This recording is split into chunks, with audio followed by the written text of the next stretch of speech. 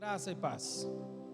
Que bom mais uma vez poder ter você aqui conosco no canal da Igreja Batista Central em Bocaiúva. Uma honra poder compartilhar com você as Escrituras.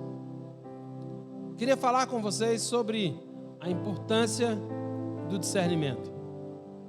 Vamos usar como base o Salmo de número 41.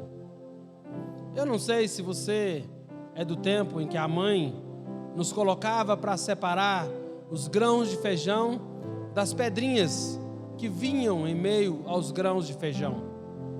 E sempre alguém deixava escapar uma pedrinha, não é? E quando a gente mordia aquela pedrinha, costumava ir junto com ela um pedaço do dente ou uma obturação qualquer. Separar as pedrinhas dos grãos de feijão é uma boa ilustração para a palavra discernimento. A ocasião em que Davi escreve esse salmo não nos é muito clara, mas ele fala sobre uma enfermidade entre os versos 5 e 8. O fato é que neste salmo o Espírito Santo, através de Davi, vem nos mostrar a importância de discernirmos as coisas ao nosso redor. Há algumas situações descritas por Davi sobre discernimento, onde devemos aplicar o discernimento. A primeira delas é a causa do necessitado. O verbo acudir no hebraico se traduz por entender, ver, tornar sábio, agir com discernimento. Calvino traduz esse verso com a expressão bem-aventurado aquele que julga sabiamente o pobre. Assim sendo, o homem que se deparar com o necessitado deve procurar entender a razão e o propósito do sofrimento pelo qual o necessitado está passando. Deve ser capaz de discernir com sabedoria e não de fazer um julgamento precipitado da causa do pobre. Esse é um homem bem-aventurado. Bem-aventurado o que acode ao necessitado. O Senhor o livra no dia do mal, diz o salmista. Mas a quem o Senhor livra no dia do mal? Ao que julga com sabedoria ou ao necessitado? As duas opções, embora sejam igualmente verdadeiras, não devem nos fazer perder de vista que o que importa aqui é sabermos que de Deus vem o socorro para os que o temem e para os que sofrem, para os necessitados. É a forma como Deus, e a forma como Deus o faz é esplêndida. Ele diz: o Senhor o protege, preserva-lhe a vida e o faz feliz na terra. Não o entrega à discrição dos seus inimigos. O Senhor o assiste no leito da enfermidade, na doença. Tu lhe afofas a cama. Essa lista de bênçãos prometidas àqueles a quem Deus socorre mostra como Ele é maravilhoso. Ele protege e preserva a vida de seus filhos. Os faz feliz no lugar da sua habitação. Não é o lugar em que o servo de Deus vive que o faz feliz, mas sim a presença de Deus no lugar em que ele vive. E porque Deus está presente, o seu servo não precisa temer os inimigos que o ameaçam, pois Deus não deixará seu filho à vontade, à mercê dos seus inimigos. Outra verdade consoladora é que Deus dá total assistência ao seu filho quando este se encontra em uma enfermidade.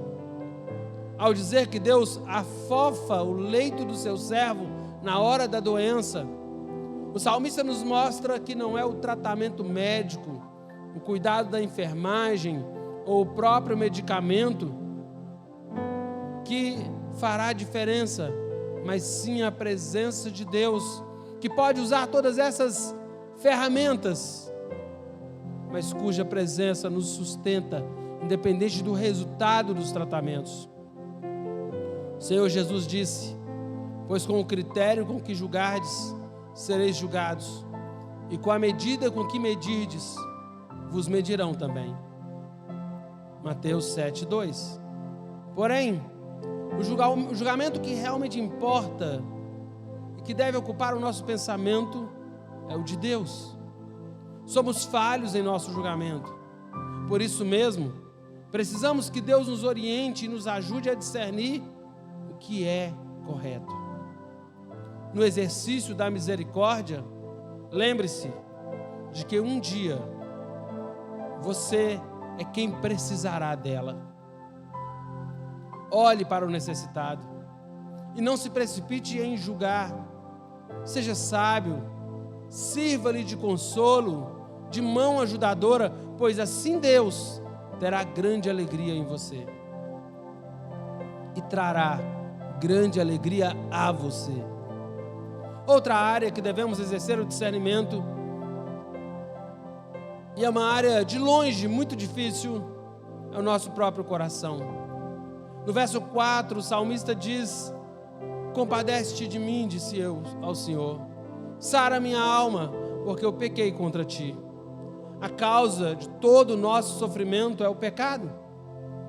Quer seja um pecado específico que cometemos, quer seja o pecado de Adão que empurrou toda a humanidade para longe de Deus, quer seja o pecado de alguém que causou-nos muitos males. A própria enfermidade é resultado do pecado. E muitas vezes pode ser resultado de pecado. Por isso, Calvino diz: invertem a ordem natural das coisas os que buscam remédio tão somente para suas misérias externas, sujeitos às quais labutam, mas que em todo o tempo ignoram a causa primária delas. E qual é a causa do nosso sofrimento? O pecado. Para o pecado não existe remédio, não existe terapia. Pior ainda é ignorá-lo ou relativizá-lo, dizendo que não passa de um ponto de vista de cada um.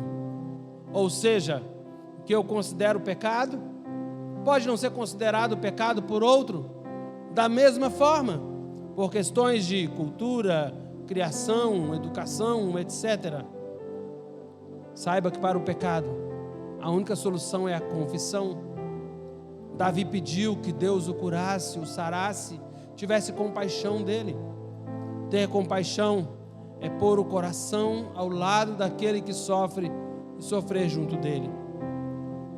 Mas aquele que não põe o seu coração ao lado do coração de Deus, desejando viver a vida santa e agradável aos olhos dele, não deve alimentar a esperança de que de alguma forma Deus fará o mesmo em relação à sua dor.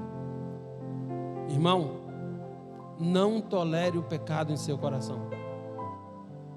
O pecado nos expulsou do paraíso. Se não fosse pela graça de Deus nos salvando, o pecado também nos impediria de um dia estarmos com Ele em uma vida eterna.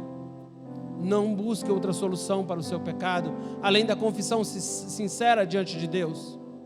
Só Deus pode livrá-lo do seu pecado. Seja sábio. E antes de sair por aí, combatendo o pecado no mundo, combata-o em seu próprio coração. Que o Senhor te abençoe e te dê discernimento, em nome de Jesus.